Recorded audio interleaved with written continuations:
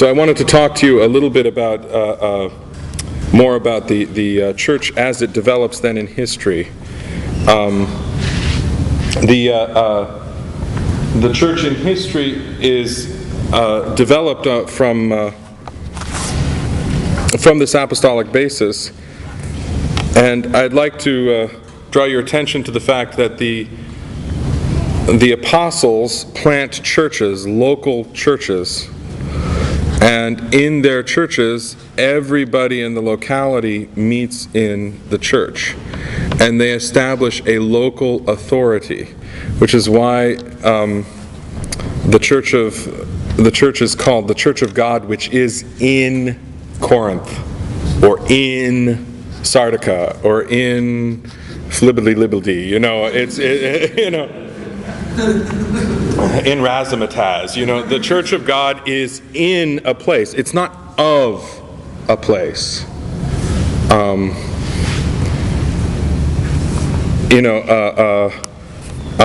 One thing which was done correctly in terms of 20th century American history was, at least in nomenclature, when the Orthodox Church in America received autocephaly, they adopted that nomenclature quite deliberately, the Orthodox Church in America. They didn't adopt the title American Orthodox Church. They didn't adopt the title the Church of America. They adopted the title Church in America. And that is significant, and to whatever degree we in the OCA may have or have not lived up to that ideal remains, and it's one which should remain in our ecclesial consciousness. And in fact, when you say Greek Orthodox Church, when you say Russian Orthodox Church, you should mean the Church of God which is in Greece, the Church of God which is in Russia, the Church of God which is in Serbia, because the church, as this assembly of the Lord, existed with God from the foundation of the world, and kingdoms rise and fall, but the kingdom of the Lord endures forever. And so we no matter what nomenclature is involved, should always be what we mean. We oftentimes talk of bishops as successors of the apostles, and that is true and not true. A bishop is a successor of has the authority of the apostles in a given place. Apostles had authority everywhere. St. Paul didn't need, permission to set up a new church. He didn't need a blessing. None of the apostles needed that. The only thing they needed to do was not set up churches opposite each other, and they never did. When St. Paul goes to the Romans, he writes to the church which has been established in Rome before his preaching in Rome. He doesn't establish another church. This is the whole point about St. Paul may have argued with the pillars in Jerusalem, but he doesn't break communion with them. And in fact, his argument is against Peter for breaking communion.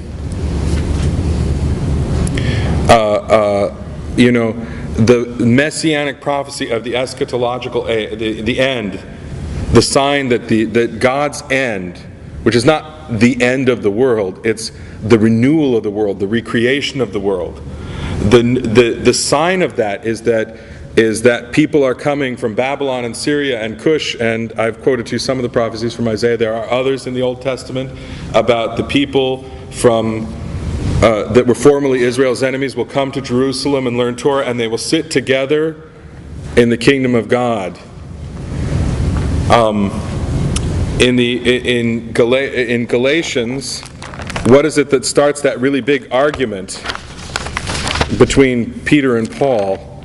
Peter has been eating with the Gentiles, and then some people come from Jerusalem and they're bothered by this. They want to keep the kosher separation. And he says, I withstood him to his face. In Antioch, I withstood him to his face. I went up to Peter and told him, because he was wrong. Paul minces no words. He doesn't break communion with him. He's mad at Peter for breaking communion, because remember, at this very early period, there wasn't the neat distinction we have between liturgy and the meal. See, we have a breakfast, then we'll have lunch, and when we're done with this session, we have liturgy and then the meal, and in church we kind of have some prosphora, and in our church we have zapivka to drink as kind of a meal with the Eucharist, but we've separated for purposes of good order in the church. And if you wonder what could happen if you don't do that, just read the first epistle to the Corinthians, and how St. Paul is really mad at them for wild potlucks in the midst of the Eucharist, and you can see that the church very much, the very interesting Anglican scholar Gregory Dix makes an interesting argument.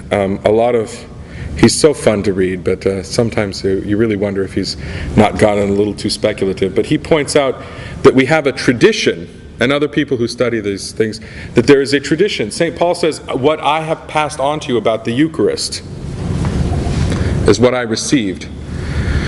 And what you actually have in the New Testament is you have two clearly distinct and separate traditions. And if I recall correctly, it's Luke and 1 Corinthians and Matthew and Mark, but I might have it.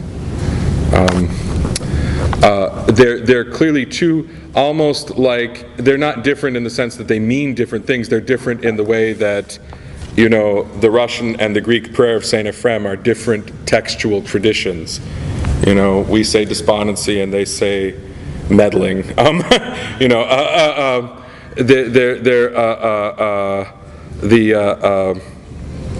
There are different textual traditions. These indicate actually the liturgical traditions of the communities in which these scriptures were produced. And despite the clear liturgical tradition maintained in notice this, there's a very clear liturgical tradition maintained in the telling of the story, which involves Jesus takes bread, blesses it, and distributes it, and Jesus takes the cup and blesses it and distributes it. And you can add to that, in the course of distributing bread, he has to break it, which is still an important, right? When we say holy things for the holy, that's a very important part of the liturgy. It's called the fraction. It's when the bread is broken that we may share it. There's a special prayer for it. You can look in your liturgy book and see the prayer for that, for the fraction, the breaking of the bread.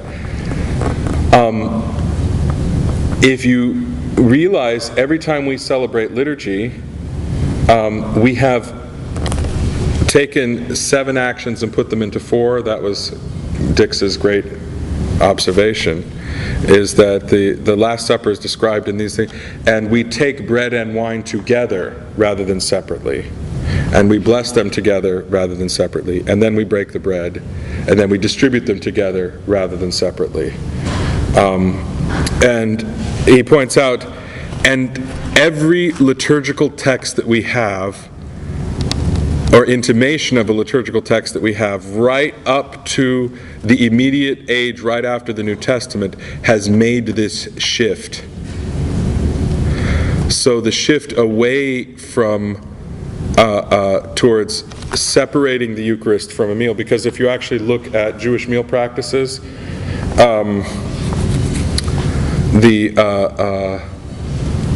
the blessing of the bread was at the beginning, and then there was a blessing of a cup, and actually on Passover there'd be 4 cups, and it's the last cup that would be the communion cup. So for our Eucharistic piety, our way of receiving communion, it's very difficult to imagine taking the Eucharistic bread and then eating, and then having several cups of wine that are blessed, and then having the Eucharistic cup of wine at the end. But this seems to be something that might have occurred at the very earliest period of the Church.